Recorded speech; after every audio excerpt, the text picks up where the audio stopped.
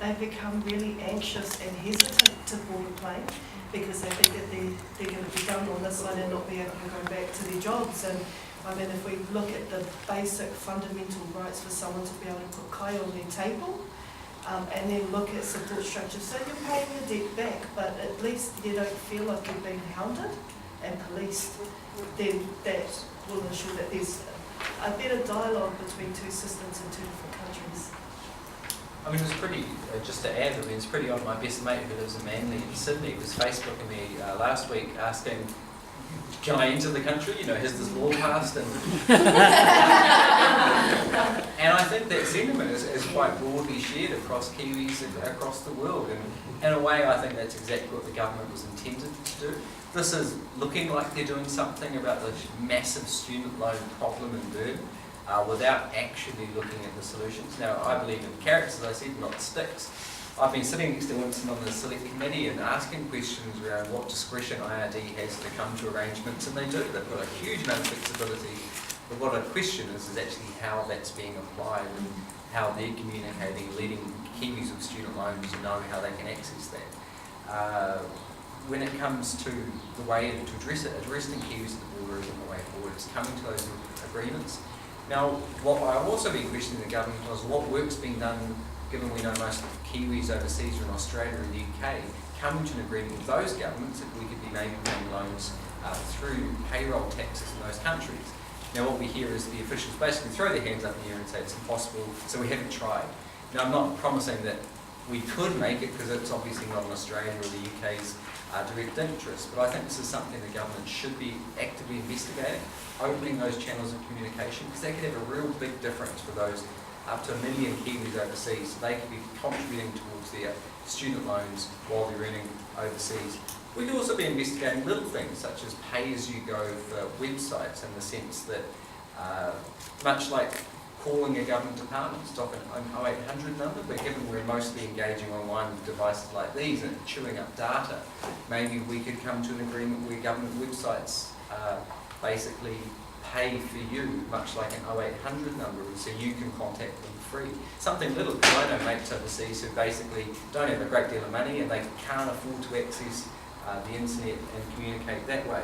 The biggest question though, and I don't have an answer, and I think this is what we've got to have a good discussion over the coming years, is 20 years on from the student loan scheme, where do we go? This mountain is just growing and growing, and the debt which was incurred 10, 15, 20 years ago is just compiling, and it's skewing the data. So we've got to have a realistic conversation. What do we do with the scheme? And is it something like a Jubilee type thing with some of that historic debt which we know will never be repaid? We've got to really have that honest conversation. So we were discussing before about how the student debt and what it's basically made up of. And so a lot of it is around putting food on the table. For our student association, in the demographic we're in, we're a high Māori population. We also have a lot of, we're a high female population. We have a lot of, our average age of students is 28 with 2 kids. So the number one complaint from students seems to be there seems to not be a lot of incentive as a solo parent or as a parent to be coming off the DPB and going into a study institution purely because of the financial burden. Yeah. So what would your governments be doing to review the student allowance amount and as an incentive to be off the DPB? The TIA, I was about to say, should never have been Yeah. cut. yeah. Is that actually, that's across all 4 parties, I think, is the It should never have been cut, Yeah. because you don't expect someone to raise babies and then sit in the classroom and have to still go get a loan to pay your bills. Yeah. You don't do that, and it's perverse incentives to keep you out. We all know that it's important to come back and in particular Māori, we're second chance mature learners. So we go and have our babies after high school and we go into the workforce, and then after that we might go and do a part-time course somewhere. That's really relevant, but the system doesn't recognise that. And so what it is, I think, is a culture of the system that it needs to transform and become relevant. There's a really bad recent development too, so I absolutely support Corinne's restoration of the TIA.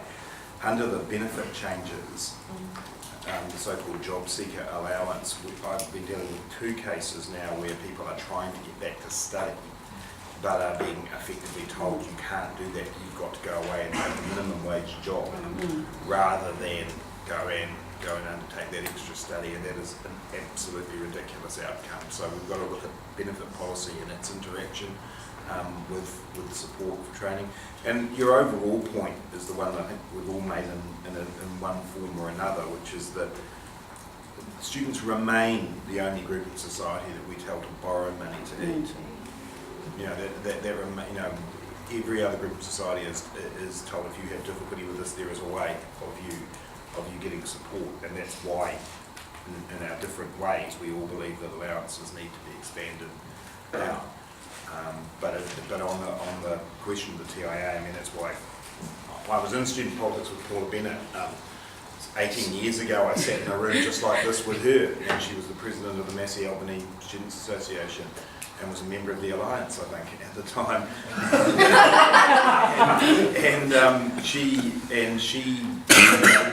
Paula did an awesome thing in her life. She got herself back on her feet when some things happened, and got all the way through to getting a master's degree, which is absolutely outstanding of her and speaks a lot to her character. So why don't other people get that opportunity? Why has she yanked the ladder up behind her so that other people can't do the same thing? Yeah. I mean, it's just, the stupidity of it is just unbelievable when you think, I'm talking about it from a woman's perspective now, just from a woman's perspective, and what it does for the family unit, you know, and having been a stay-at-home mum for 15 years or whatever, and then you come back, there is a time when you can come back into the workforce or come back into training, and for women it's in their 30s and in their 40s. It's just the strangest negative idea. It's like running into a brick wall. I totally don't get it. Has no positives about it at all. So, yeah, I mean, there's not much more to say. It's just the stupidest thing. And New Zealand First, the only other thing that I didn't mention, it goes to this, I believe. New Zealand First, I'm also writing, and I would hope that we get some support. When we're trying to get the year's repayment holiday back for New Zealand-based learners, and for me, that's part of, I guess, me doing it for women, I suppose, but it's doing it for young families. That if you've got a student loan, but you, let's say, have a child, but you're still working, you still meet the threshold or whatever that you have to pay, but of course everybody knows that that's a big change in a young family's life or in a person's life. You should be able to get 1 year's repayment holiday while you sort out your finances. So those are the sort of things, you know, added to the putting back the TIA that New Zealand First will be looking at to support. Actually, $18,000 is not enough for them to come standing with 12%. No, we don't agree with that. You can go to Aussie, it's 48 grand, Yeah. 48 grand before they take 4% off. Actually, instead of here, it's half of that, and they take. Well, yeah, they're stinging you as soon as you make less than minimum wage. So you're keeping people poor, and you're hurting people for learning. You're hurting people for not taking the low-hanging fruit that you know you deserve better for.